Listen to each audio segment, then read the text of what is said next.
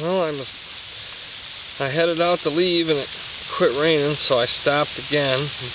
I wanted to check a big oak tree last year that I found some hens growing around, and there's none on it, but I saw these, so I figured I'd stop and get out. As soon as I did, it started raining again. But these are shaggy manes, and these are actually a really good edible, and somewhat, I think they're underrated by a lot of people, but fairly easy mushroom to identify. They're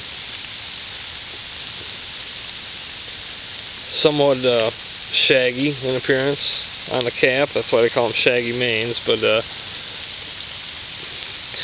top in the center, when it's in the ground, usually has a bronze color to it right in the center, and that's a good indicator of this mushroom, especially when it's smaller. Oops. Try to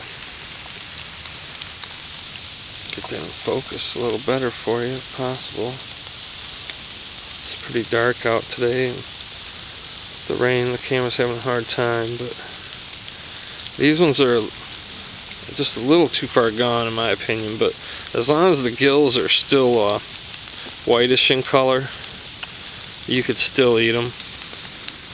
But what this mushroom will do, it's an inky cap mushroom, and as they mature, instead of releasing spores into the air like other mushrooms would, the cap turns to this black ink-like slimy liquid. It just sort of melts into the ground, and that's why they call them inky caps. But they'll grow in lawns. The stem itself is hollow. These ones are too far gone. Let me see if I can find a little better example. This one's a little stiffer. This one would actually be worth keeping.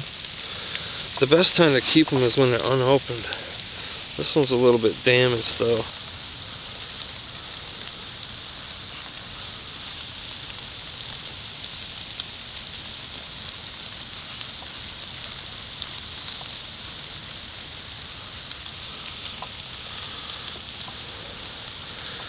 Hopefully you can see that that stem is actually hollow in the center.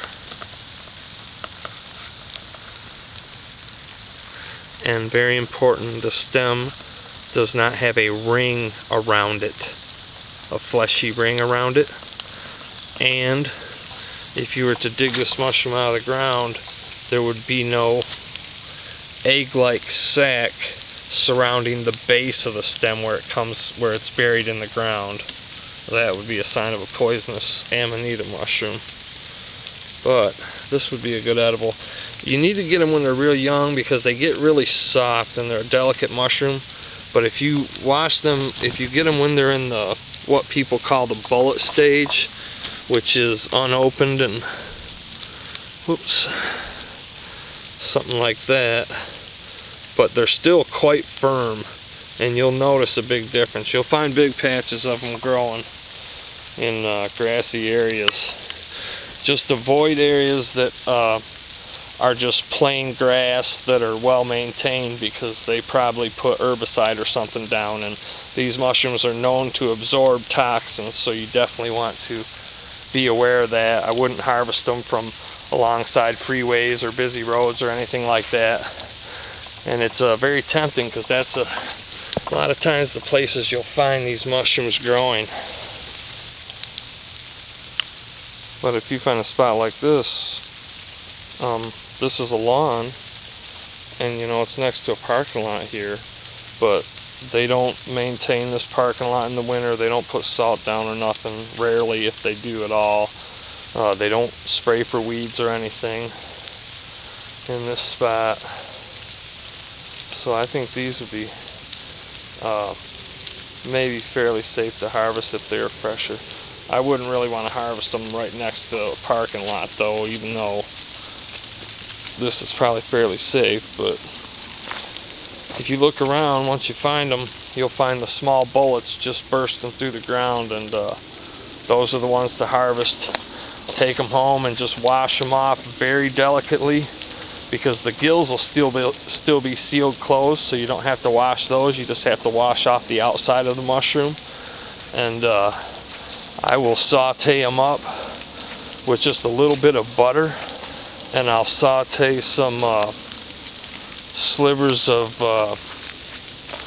garlic as well, and I'll put those two, once they're sauteed, on crackers, and man, it just melts in your mouth, because the garlic gets soft from being sauteed, and so does the Shaggy mane, because it's a soft mushroom. And on that cracker, it's just like a with that butter flavor. Oh boy, very good.